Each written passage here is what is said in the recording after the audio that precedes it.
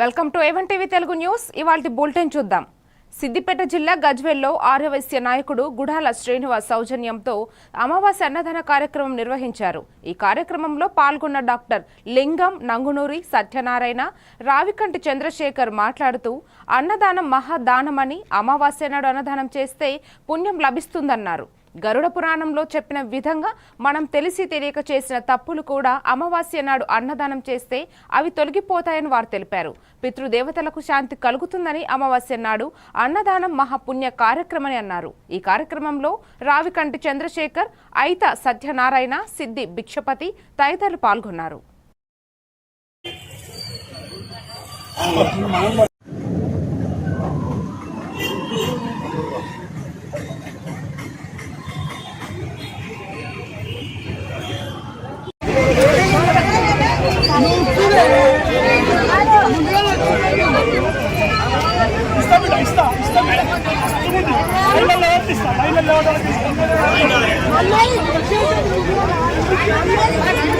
నేటికి గజ్వేల్లో అమావాస్య అన్నదానం ప్రారంభించి 58 నెలలు పూర్తవుతుంది. అమావాస్య అన్నదానానికి ప్రత్యేకత ఏమిటంటే, ఇందాక పెద్దలు సంతన చెప్పినట్టు మన పితృదేవతలకే కాకుండా మొన్న ఒకసారి నేను గరుడ పురాణంలో అందులో చూస్తుంటే మనకు తెలియకుండా, అంటే ఈ ప్రకృతిలో అన్ని జీవక్రియ పిలువగానే మా ఆర్యవైశ్యులు అందరూ 20-25 మంది కూడా ఇక్కడికి వచ్చి అన్నదానంలో పాల్గొంటూ అందరూ సహకరిస్తున్నందుకు ప్రతి ఒక్కరికి పాదాభివందనం తెలియజేస్తూ ఈ కార్యక్రమానికి కీర్తి చేసినటువంటి గుడాల బాలమ్మ గారి జ్ఞాపకార్థము ఈరోజు మా గుడాల శ్రీనాన్న గారు చేపట్టి వాస్తవ్యులు ఆయన ఏ కార్యక్రమం చేసినా కూడా నేను ముందు రోజు ప్రారంభించినట్టు మా ఇటుకల శేఖరన్న గారికి, మా నంగునూరి సత్యనారాయణ ఆధ్వర్యంలో మా ఆర్యవైశ్య సోదరులు అందరూ ఒక్కొక్కరు పేరు పేరున ఒకప్పుడు పిలిస్తే రాను ఇప్పుడు పిలవకపోతే మాట్లాడే ముందే వాళ్ళు వచ్చి ఈ కార్యక్రమం ఉత్సాహంగా పాల్గొంటున్నారు. కాబట్టి ఆర్యవైశ్య సోదరులందరికీ గజ్వేల్ పెట్టినప్పుడు ఆర్యవైశ్య వాళ్ళకి పేరు పేరు ధన్యవాదాలు. ఈరోజు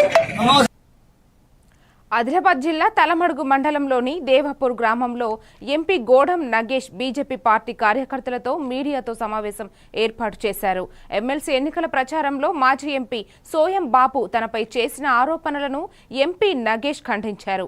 విలువలతో కూడిన రాజకీయం చేస్తూ ముందుకు సాగాలని హితవు పలికారు. అలాంటి వాక్యాలు మేము కూడా చేయవచ్చునని అన్నారు. అంతకుముందు గ్రామంలో శ్రీ శ్రీ శ్రీ పోతులూరి వీర బ్రహ్మేంద్ర స్వామి 6వ వార్షికోత్సవ యజ్ఞంలో పాల్గొన్న వారిని దర్శించుకున్నారు. వారితో పాటు మండల అధ్యక్షులు బోనగిరి స్వామి, స్టేట్ కౌన్సిలర్ సభ్యులు గంగాధర్, తాటిపల్లి రాజు, కనపర్తి చంద్రకాంత్ తదితరులు పాల్గొన్నారు.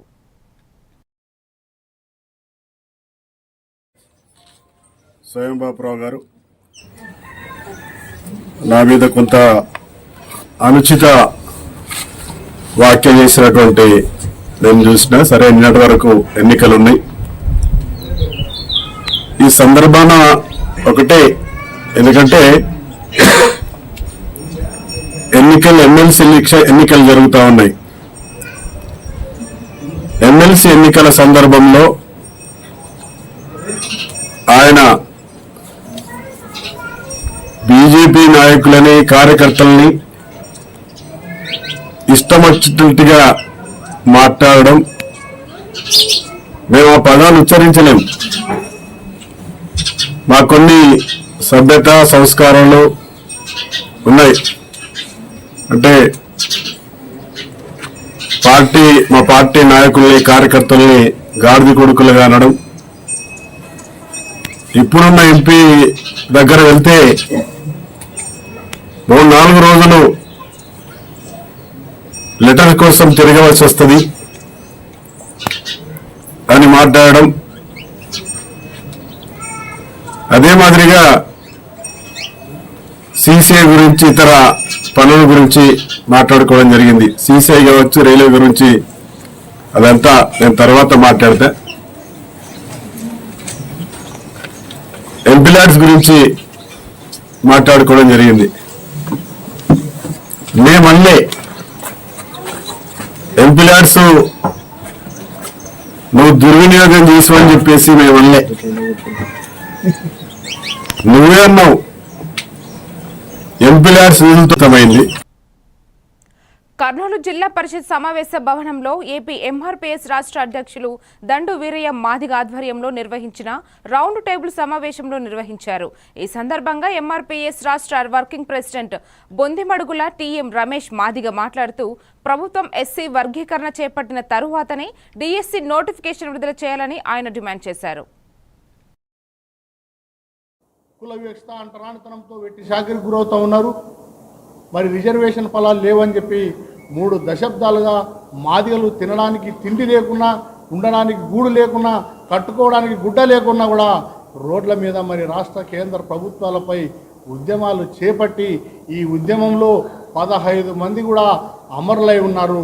వారి అమరుల త్యాగఫలమే ఈరోజు సుప్రీంకోర్టు ఆగస్టు 1వ తేదీన ఎస్సీ వర్గీకరణ బిల్లును రాష్ట్ర ప్రభుత్వాలు చేసుకోవచ్చని చెప్పి తీర్పునివ్వడం జరిగింది. ఆ తీర్పులో భాగంగానే మరి 2 తెలుగు రాష్ట్రాల్లో ఉన్నటువంటి ముఖ్యమంత్రులు ఏకసభ్య కమిషన్ ఏర్పాటు చేసి జిల్లాల వారీగా పర్యటన చేపట్టి మరి మాదిగల ఆర్థిక స్థితిగతులు తెలుసుకొని మరి గతంలో వేసిన ప్రభుత్వాలు గతంలో వేసిన నివేదికలను రామచంద్రరాజు కమిషన్ నివేదిక అయితేనేమి, లోకూర్ కమిషన్ నివేదిక అయితేనేమి, మరి ఉషా మెహ్రా కమిషన్ నివేదిక అయితేనేమి క్షుణ్ణంగా పరిశీలనలు చేపట్టి మరి జిల్లాల వారీగా పర్యటనలు చేపట్టి మాదిగల ఆర్థిక స్థితిగతులు తెలుసుకొని ఎస్సీ వర్గీకరణ బిల్లుకు చట్టబద్ధత కల్పించేందుకు మరి కమిషను మరి రిపోర్టు ప్రభుత్వాలకు ఇచ్చేందుకు పర్యటనలో భాగంగా అన్ని కుల సంఘాల వారు వారి యొక్క డిమాండ్లను ఎస్సీ వర్గీకరణ జనాభా ప్రాతిపదికన రిజర్వేషన్లు కల్పించాలనే ఉద్దేశంతో మరి రాజీవ్ రంజన్ మిశ్రా గారికి అందరూ కూడా వారి హెడ్ క్వార్టర్ మీద రిపోర్ట్ ఇవ్వడం జరిగింది. అందులో భాగంగానే ఈరోజు మరి తెలంగాణ రాష్ట్రంలో ఎస్సీ వర్గీకరణ బిల్లు చట్టబద్ధత అవుతున్నటువంటి తరుణంలో ఆంధ్రప్రదేశ్ రాష్ట్రంలో కూడా ఎవరు పట్టించుకునే నాదుడే లేరు. ఎస్సీ వర్గీకరణ తెలంగాణ రాష్ట్రంలోనే 1,00,000 డప్పులు 1,000 గొంతులనే నినాదంతో రాష్ట్రం అట్టుడికి పోతూ ఉంది. ఎస్సీ వర్గీకరణ ద్వారా మాది ఉపకులాలకు న్యాయం జరుగుతూ ఉంది తెలంగాణ రాష్ట్రంలో. ఆంధ్రప్రదేశ్ రాష్ట్రంలో మరి ఏలూరు జిల్లా నూజివీడు పట్టణంలో 14వ వార్షికోత్సవం సిలువగట్టు పుణ్యక్షేత్ర తిరునల్ల చివరి రోజు మంత్రి పార్థసారథి పాల్గొన్నారు. ఈ సందర్భంగా మంత్రి పార్థసారథి మాట్లాడుతూ యేసు ప్రభు దయతో తాను నూజివీడు నియోజకవర్గంలో గెలిచి మంత్రినయ్యానన్నారు. సిలువగట్టుకు తన వంతు సహాయ సహకారాలు అందిస్తానని ఆయన తెలిపారు. ఈ కార్యక్రమంలో municipal vice chairman Padagala Satyanarayana, state Christian minority ప్రధాన కార్యదర్శి నీలం కుమార్ పాల్గొన్నారు.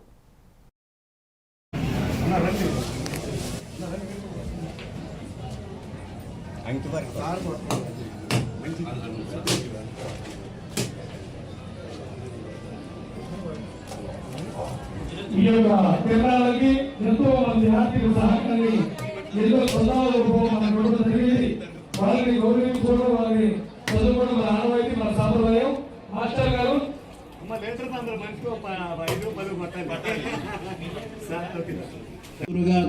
పితా పుత్ర పవిత్రాత్మన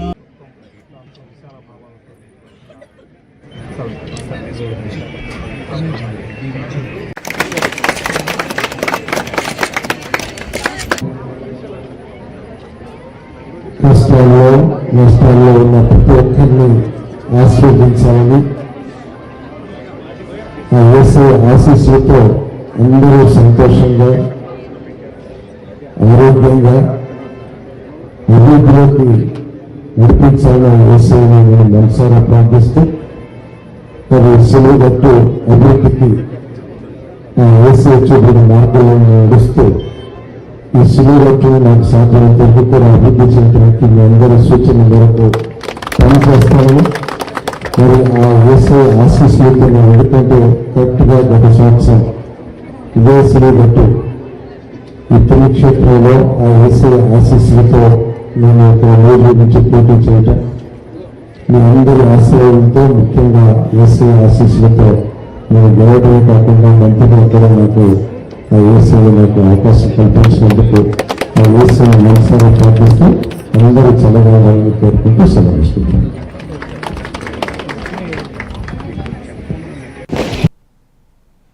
కోనసీమ కోనసీమ జిల్లా రావులపాలెం వైఎస్ఆర్ కాంగ్రెస్ పార్టీ కార్యాలయం వద్ద జరిగిన మీడియా సమావేశంలో మాజీ శాసనసభ్యులు చిర్ల జగ్గిరెడ్డి ఏపీ ప్రజలు మళ్లీ మోసపోయారనడానికి ఈ రోజు కూటమి ప్రభుత్వం ప్రవేశపెట్టిన బడ్జెట్ ఒక ఉదాహరణ అని అన్నారు. సూపర్ 6 అని చెప్పి ఆంధ్రప్రదేశ్ ప్రజలను చంద్రబాబు మోసం చేశారని ఆరోపించారు. ఈ రోజు ప్రవేశపెట్టిన బడ్జెట్లో మహిళలను, నిరుద్యోగ యువతను, రైతులను, రాష్ట్ర ప్రజలను దగా చేశారని ఎద్దేవా చేశారు. ఈ కార్యక్రమంలో జిల్లా యువజన విభాగం అధ్యక్షులు పిల్లి సూర్యప్రకాష్, ముఖ్య నాయకులు, పార్టీ కార్యకర్తలు, చిర్ల అభిమానులు పాల్గొన్నారు. ఏదో డిప్యూటీ చైర్మన్ గానో, డిప్యూటీ సీఎం గానో, లేదా ముఖ్యమంత్రి గానో తీసుకురావడం కోసం మరి ఇవాళ ప్రయత్నాలు చేస్తున్నారు. పప్పు శుద్ధాన్ని అంగీకరించడానికి ఆంధ్ర రాష్ట్ర ప్రజలు ఎక్కువ సిద్ధంగా లేరు. తప్పనిసరిగా రాబోయేటువంటి కాలంలో ఈ యొక్క స్కీములు ఇంప్లిమెంట్ చేయకపోతే తప్పనిసరిగా తగిన విధంగా ఈ కూటమి ప్రభుత్వానికి బుద్ధి చెప్పే విధంగా మరి ఈ యొక్క రాబోయేటువంటి కాలంలో ప్రజల రకంగా ఉంటారని చెప్పి సందర్భంగా తెలియజేస్తూ, ఇక నియోజకవర్గ వ్యాప్తికి వస్తే కొత్తపేట నియోజకవర్గం తెచ్చేస్తామని చెప్తున్నటువంటి మరి చంద్రబాబు నాయుడు గారు, పవన్ కళ్యాణ్ గారిని మేము సూటిగా అడుగుతున్నాం. ఈరోజు మన రాష్ట్రాలు కడుతున్నటువంటి పన్నులు 100 రూపాయలు ఉంటే ఆంధ్ర రాష్ట్రం నుంచి 100 రూపాయలు కడుతూ ఉంటే మనం తెచ్చుకునేటువంటిది కేంద్రం నుంచి కేవలం 42 రూపాయలు. మరి ఏదైతే ఉన్నటువంటి తెలంగాణలో వారు 100 రూపాయలు అయితే కనీసం 49 రూపాయలు ఎంతో తెచ్చుకోగలిగారు. ఇవాళ కూటమికి సమర్థించేటువంటి మీరు కనీసం తెలంగాణతో కూడా పోటీ పడలేకపోతున్నారని చెప్పి ఈ సందర్భంగా మనం తెలియజేస్తున్నాం. మరి అలాగే ఏదైతే ఉత్తరప్రదేశ్ కానీ, గుజరాత్ కానీ ఉంటే వారు 100 రూపాయలు పన్ను కడుతూ ఉంటే 900 రూపాయలు తెచ్చుకుంటూ ఉన్నారు. ఆ రకంగా మరి ఇతర రాష్ట్రాలు, మరి నార్త్ లో ఉన్నటువంటి రాష్ట్రాలు తెచ్చుకుంటూ ఉంటే ఇవాళ చంద్రబాబు నాయుడు గారు, ఉన్నటువంటి పవన్ కళ్యాణ్ గారు, ఈ కూటమిలో ఉన్నటువంటి బీజేపీ నాయకులు వెళ్లి మోడీ గారు కాలు నక్కడమే తప్ప మరి రాష్ట్రానికి కావాల్సిన నిధులు తీసుకురావడంలో మీరు ఎందుకు వైఫల్యం చెందుతున్నారని చెప్పి ఇవాళ మేము అడుగుతున్నాం. మీకు నిజంగా ఈ ఆంధ్ర రాష్ట్రంలో ఉన్నటువంటి మహిళల మీద కానీ, లేదా ఉన్నటువంటి నిరుద్యోగుల మీద కానీ, లేదా ఈ రాష్ట్రంలో ఉన్నటువంటి మరి రైతుల మీద కానీ మీకు చిత్తశుద్ధి ఉంటే మరి నిధులు మీరు తేవాలి కదా అని అడుగుతున్నాం. ఏ రకంగా మీరు కూటమి ద్వారా, మీ ఎంపీల ద్వారా మీరు సమర్థించి ఈ రోజు 100కి 42 రూపాయలు అంటే మీకు సిగ్గనిపించట్లేదా అని చెప్పి ఈ సందర్భంగా మరి మిమ్మల్ని అడుగుతున్నాం. మరి అలాగే కేవలం ఈ రోజున ఈ యొక్క ప్రజల్ని మోసం చేయడం కోసమే మేము అధికారంలోకి వచ్చామనే విధంగా రైతుల్ని కానీ, మహిళల్ని కానీ, ఉన్నటువంటి నిరుద్యోగుల్ని కానీ మోసగిస్తూ ఇవాళ ప్రవేశపెట్టినటువంటి బడ్జెట్ కూడా మరి చంద్రబాబు నాయుడు గారు మరొకసారి ఆంధ్ర రాష్ట్ర ప్రజానీకాన్ని ఎమ్మెల్సీ ఎలక్షన్ అయిన వెంటనే. మెదక్ జిల్లా చిన్నశంకరంపేట సోమేశ్వర స్వామి దేవాలయ 54వ వార్షికోత్సవ ఉత్సవాల్లో భాగంగా 3వ రోజు అమ్మవారికి బోనాల ఊరేగింపు ఘనంగా అంగరంగ వైభవంగా నిర్వహించారు. పోతురాజుల విన్యాసాలు, వివిధ రకాల వేషధారణలు, విద్యుత్ కాంతుల మధ్య బోనాల ఊరేగింపు కొనసాగింది. మహిళలు పెద్ద ఎత్తున పాల్గొని బోనం ఎత్తుకొని మొక్కులు చెల్లించుకున్నారు. ఉత్సవాలకు మాజీ ఎమ్మెల్యే పద్మ దేవేందర్ రెడ్డి హాజరై ప్రత్యేక పూజలు నిర్వహించారు. అనంతరం ఆమె మాట్లాడుతూ చిన్నశంకరంపేట మండల ప్రజలతో పాటు తెలంగాణ రాష్ట్ర ప్రజలంతా సుఖ సంతోషాలతో సుభిక్షంగా ఉండాలని, వర్షాలు సమృద్ధిగా కురిసి పాడి పంటలు బాగుండాలని ఆమె స్వామివారిని కోరుకున్నట్టు తెలిపారు. ఈ కార్యక్రమంలో మాజీ ZP vice chairman Lavanya Reddy, Chinna Shankarampet మాజీ సర్పంచ్ రాజిరెడ్డి, రుద్రారం మాజీ సర్పంచ్ మంచాల లక్ష్మణ్ తదితరులు పాల్గొన్నారు.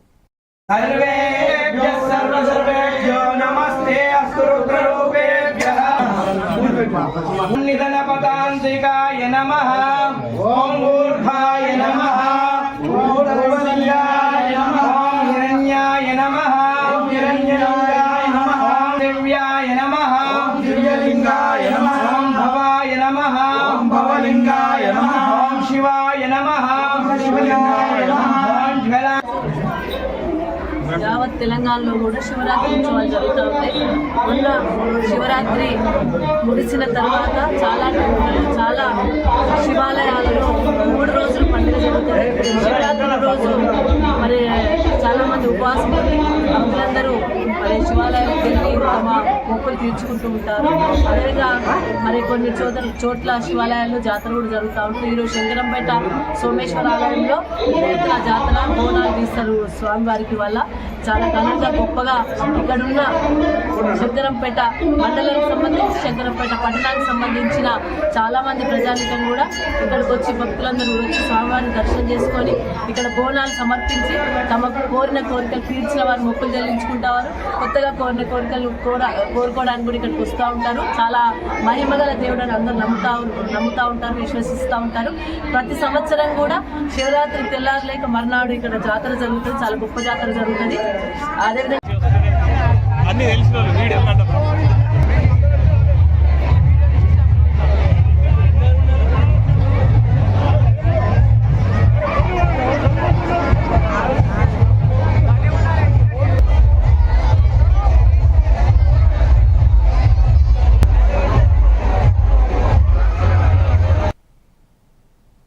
తిరుపతి జిల్లా శ్రీకాళహస్తి పట్టణంలో శ్రీ సరస్వతి శిశు మందిర్ మరియు భవానీ విద్యానికేతన్ పాఠశాలలో జాతీయ విజ్ఞాన దినోత్సవం పురస్కరించుకుని విద్యార్థులు విజ్ఞాన ప్రదర్శనలు చేశారు.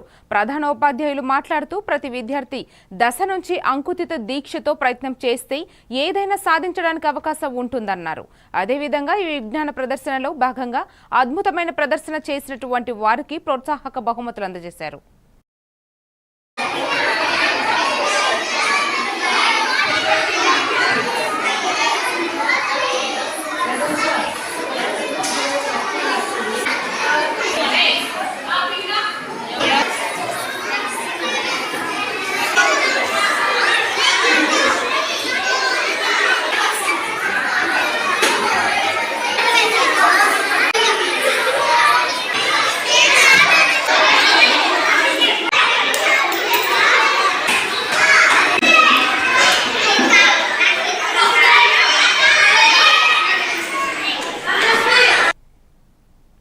కర్నూలు జిల్లా ఆలూరు నందు ఆర్ఎన్బి గెస్ట్ హౌస్ లో సమావేశంలో వైసీపీ జిల్లా ఉపాధ్యాయులు ఎస్కే గిరి మాట్లాడుతూ కప్పట్టాల బొజ్జమ్మ వైఎస్ఆర్సీపీ పార్టీని కానీ మా ఎమ్మెల్యేను కానీ విమర్శించే స్థాయి నీది కాదన్నారు.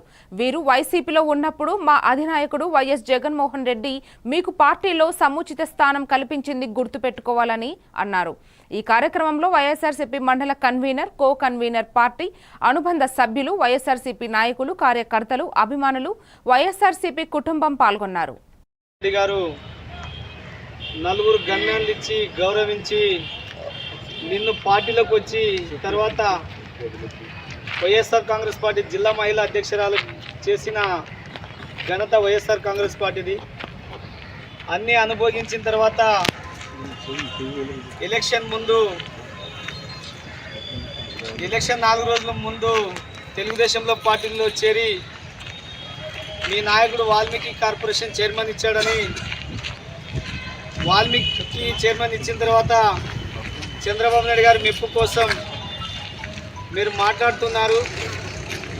ఈ రాష్ట్రంలో 11 మంది ఎమ్మెల్యేలు ఉన్నారని పదే తెలుగుదేశం నాయకులు మాట్లాడుతున్నారు. ఈ దేశంలోనే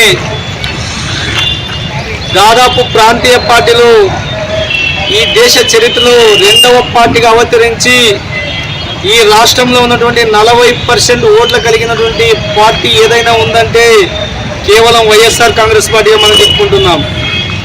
జనసేన, బీజేపీ, తెలుగుదేశం అందరూ కలిసి కూడా కూటమి ఏర్పాటు చేసి 50% సాధించారు మీరు కేవలం. కానీ ఈరోజు వైఎస్ఆర్ కాంగ్రెస్ పార్టీ సింగిల్గా పోటీ చేసి 40% ఓట్లు కలిగింది. మీరు ప్రతిపక్షం ఇవ్వండి. ప్రతిపక్షం ఇచ్చిన తర్వాత అసెంబ్లీలో ఏం మాట్లాడాలో ఏం లేదో మా జగన్మోహన్ రెడ్డి గారు అన్ని రెడీగా ఉన్నారు. కొంతమంది ఈ సనాతన ధర్మ భక్తుడు పవన్ కళ్యాణ్ గారు మేము ప్రతిపక్ష ఇచ్చేదే లేదు 5 ఏళ్ళ వరకు అంటున్నారు. అయ్యా నీకు రాజకీయ అనుభవం లేదు. 2019లో ఢిల్లీలో ఉన్నటువంటి ఆమ్ ఆద్మీ పార్టీ దాదాపు 67 సీట్ల అసెంబ్లీ స్థానాలు ఏర్పాటు చేస్తే 3 స్థానాల్లో బీజేపీ గెలిస్తే ఆ రోజు బీజేపీ నాయకుడికి ప్రతిపక్ష పార్టీ హోదా ఇచ్చి. కోనసీమ జిల్లా సకినేటిపల్లి మండలం కేశవదాసుపాలెం గ్రామంలో మెండుపాలెం శ్రీ పెద్దింట్లమ్మ అమ్మవారి జాతర ప్రారంభమైనది.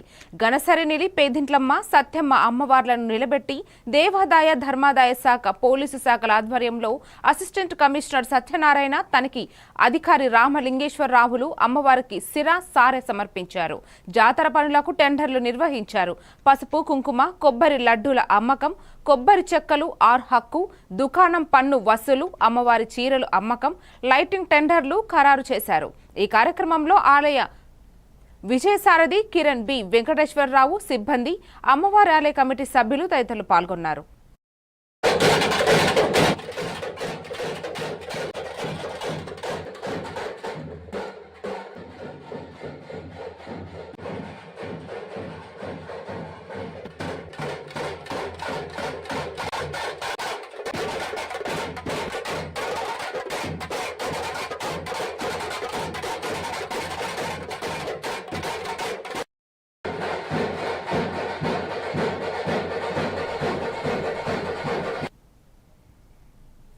మహాశివరాత్రి బ్రహ్మోత్సవాలను పురస్కరించుకుని ప్రముఖ పుణ్యక్షేత్రమైన శ్రీ కాళహస్తీశ్వర స్వామివారి కళ్యాణోత్సవం సందర్భంగా తిరుమల తిరుపతి దేవస్థానం ఈవో శ్యామలరావు దంపతులు పట్టు వస్త్రములు సమర్పించారు. వారికి దేవస్థానం EO T Bapireddy, deputy EO NR Krishnareddy మేళతాళాలతో స్వాగతం పలికారు.